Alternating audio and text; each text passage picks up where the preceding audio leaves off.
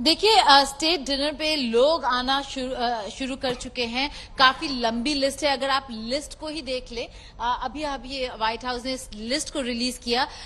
जब हम पूछ रहे थे उनसे कि लिस्ट में कौन कौन है, ये नाम उन लोगों ने बड़े अपने क्लोज टू देयर चेस्ट रखा हुआ था, बता ही नहीं रहे थे। लेकिन फाइनली अब लिस्ट नजर आ रहा है, आपको दिखेंगे सारे top senators, congressman, law makers, बहुत important scientist, innovators, Indian community के अगर आप लिस्ट खोल के देखें तो काफी इंपॉर्टेंट लोग हैं जो इसमें इस डिनर में शिरकत कर रहे हैं। हम कैपिटल हिल के बाहर खड़े हैं, जहां कुछ ही देर पहले प्रधानमंत्री नरेंद्र मोदी ने एक joint sitting of the Congress को एड्रेस किया। फिर यहां बाहर काफी सारे जो इंडियंस है गैलरी में, उनसे हमने मुलाकात की, पूछा कैसा लगा। काफी बड़ा, काफी प्राउड मोमेंट है। यही इंडियंस काफी सारे अब आपको उस स्टेट बैंक्वेट में भी नजर आएंगे। बैंक्वेट को शुरू होने में थोड़ा वक्त है, सब कुछ थोड़ा थोड़ा डिलेड चल रहा है। प्रधानमंत्री नरेंद्र मोदी का स्पीच भी थोड़ा पहले होना था, लेकिन थोड़े देर से हुआ। यहां पर 6:30 बजे कहा था कि स्टेट बैंक्वेट शुरू हो जाएगा। अभी 6:25 हो रहा है। तो क्योंकि अभी गेस्ट आ ही रहे हैं, अंदर घुस ही रहे हैं, तो देखना होगा कि क्या स्टेट डिनर टाइम पे शुरू होगा या नहीं।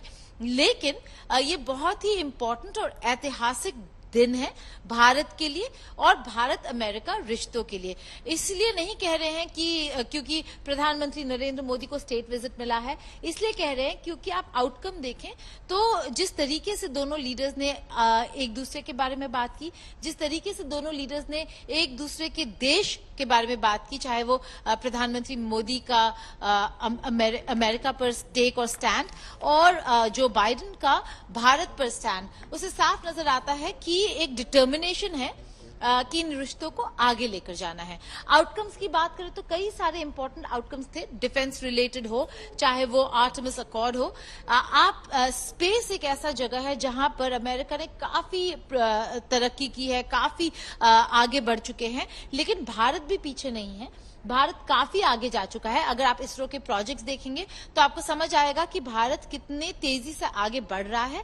लेकिन अगर भारत और अमेरिका कोऑपरेट करने लगे तो 2024 में आप भारत के रिप्रेजेंटेटिव्स यानी कि साइंटिस्ट को इंटरनेशनल स्पेस स्टेशन में देखेंगे, तो वो अपने में ही एक बहुत बड़ा अचीवमेंट होगा।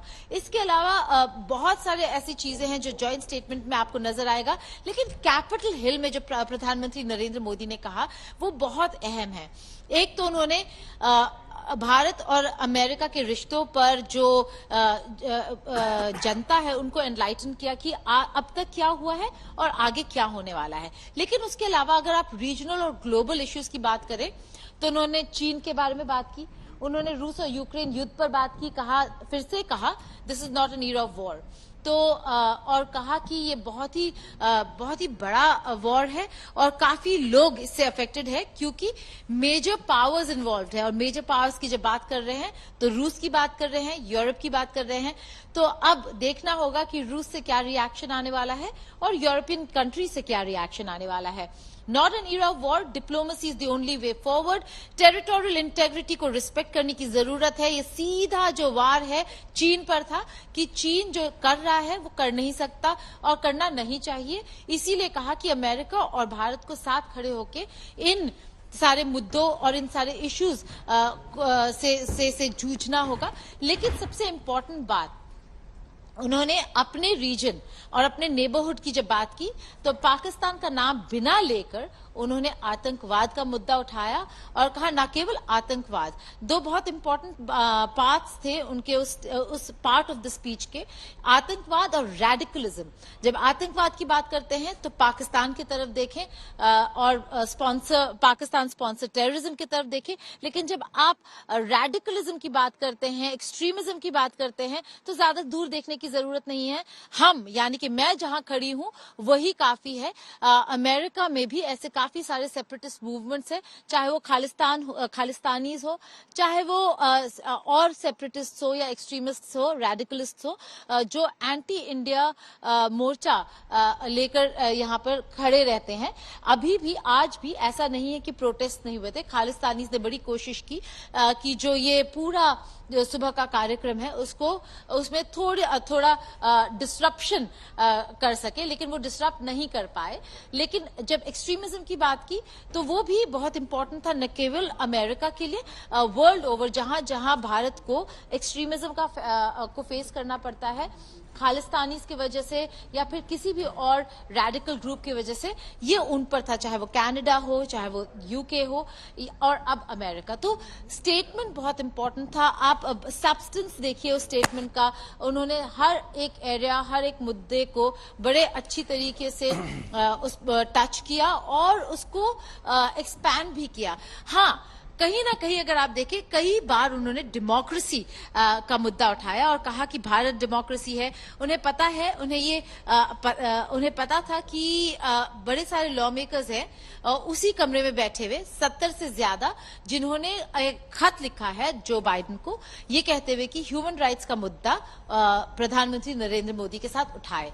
तो इसीलिए जो डेमोक्रेसी की बात कर रहे थे, आज प्रेस कॉन्फ्रेंस में भी जब उनसे सवाल उठाया गया तो उन्होंने कहा अगर भारत डेमोक्रेसी है तो ये डिस्क्रिमिनेशन नहीं होगा, और अगर डिस्क्रिमिनेशन हो रहा है तो भारत डेमोक्रेसी नहीं है।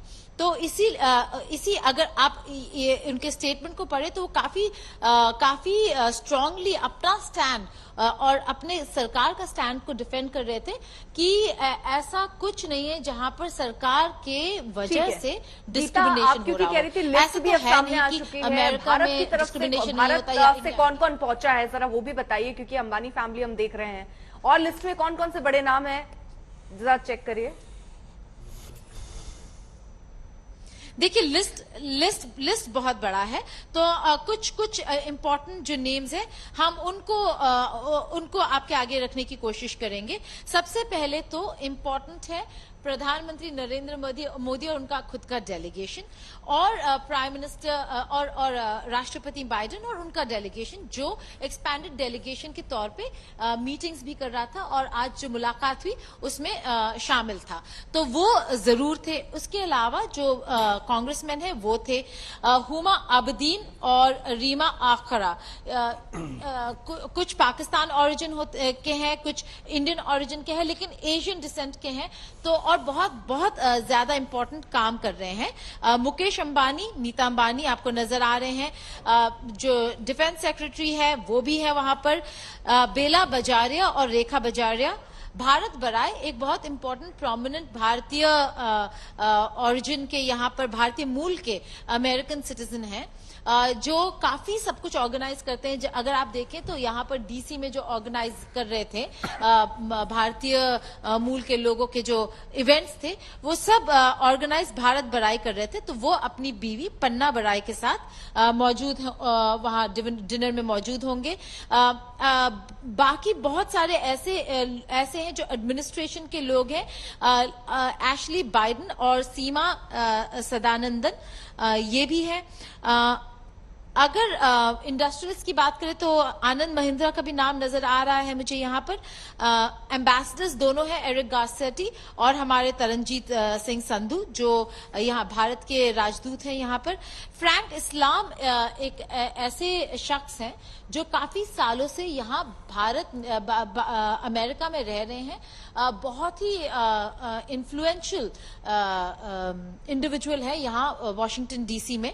तो वो अपने पार्टनर के साथ, अपनी बीवी के साथ वहां मौजूद हैं। और इसके अलावा अरविंद कृष्णा और तारिणी कृष्णा, देखिए बहुत सारे ऐसे लोग हैं जिनको हम वो करते क्या है, उनका एग्जैक्टली पोजीशन क्या है और कंट्रीब्यूशन क्या है अमेरिका इंडिया रिलेशंस या अमेरिकन सोसाइटी में, ये हम नहीं बता पाएंगे। लेकिन राजा कृष्णमूर्ति बहुत इंपॉर्टेंट है, लॉ मेकर है, कांग्रेसमैन है यहाँ अमेरिका में, और बहुत ज्यादा पुश करते हैं इंडिया यूएस टाइज को। इसके अलावा मारिया टेरेसा कुमार, जो राज उदयवीर कुमार के साथ वहां पर मौजूद होंगी। बहुत सारे ऐसे प्रोमिनेंट भारतीयों के अलावा बहुत सारे ऐसे भी लोग हैं जो इंडिया यूएस रिलेशंस को पर फोकस करते हैं और कोशिश करते हैं कि कैसे इंडिया यूएस रिलेशंस को आगे बढ़ाया जाए। अरुणा के मिलर जो लेफ्टिनेंट गवर्नर है मैरीलैंड की, और डेविड मिलर, वो दोनों भी वहां पे मौजूद हैं। तो लिस्ट काफी लंबा है। एक और बहुत इंपॉर्टेंट इंडिविजुअल है एमआर रंगसामी। वो अपने पार्टनर, अपने बीवी के साथ वहां पर है। एमआर रंगसामी भी एक इन्फ्लुएंशियल प्रोमिनेंट यहाँ पे बिजनेसमैन है, वेंचर कैपिटलिस्ट है, if I am not wrong, और बहुत मेजर इन्वेस्टमेंट्स में इन्वॉल्व रहते हैं। तो एमआर रंगसामी एक और बहुत इंपॉर्टेंट इंडिविजुअल। इसके अलावा फिर से हम देख रहे हैं कि काफी सारे ऐसे नाम जो यहाँ पर एडमिनिस्ट्रेशन की तरफ से रिप्रेजेंट कर रहे हैं इस स्टेट डिनर में अपने आप को या अपने एडमिनिस्ट्रेशन को। बहुत ठीक है, लेकिन गीता जल्दी से जरा, क्योंकि आपने लिस्ट पूरी गिना दी, नाम पूरी गिना दिया, लेकिन कितनी देर बाद ये स्टेट डिनर शुरू होना है और उसमें आप कह रहे हैं थोड़ा डिले हो रहा है, वो डिले कितना और इंतजार, वो तस्वीरें हम कब देख पाएंगे जब प्रधानमंत्री भी वहां पहुंचेंगे? देखिए 6:30 कह रहे थे कि स्टेट बैंक्वेट को शुरू हो जाना चाहिए, यहाँ पे 6:34 हो रहा है। तो अगर देखा जाए तो किसी भी वक्त अब प्रधानमंत्री वहां पे नजर आने चाहिए, लेकिन डिले बहुत समय से थोड़ा डिले चल रहा है पूरे शेड्यूल में, और ये कोई नई बात नहीं है। ऐसा नहीं है कि हमेशा टाइम पर जो स्टेट बैंक्वेट्स होता है या मीटिंग्स होते हैं शुरू हो जाते हैं, यहाँ पर भी वक्त लग रहा है। लेकिन अगर आप स्टेट डिनर की बात करें तो ऑफिशियल टाइम 6:30 था और अभी 6:35 हो चुका है, ज्यादा देर नहीं बीता है। थोड़े ही वक्त में आपको नजर आ जाएंगे, क्योंकि यहाँ से वक्त पे निकल गए थे, अपने होटल गए होंगे, तैयार होंगे और फिर स्टेट डिनर के लिए निकले।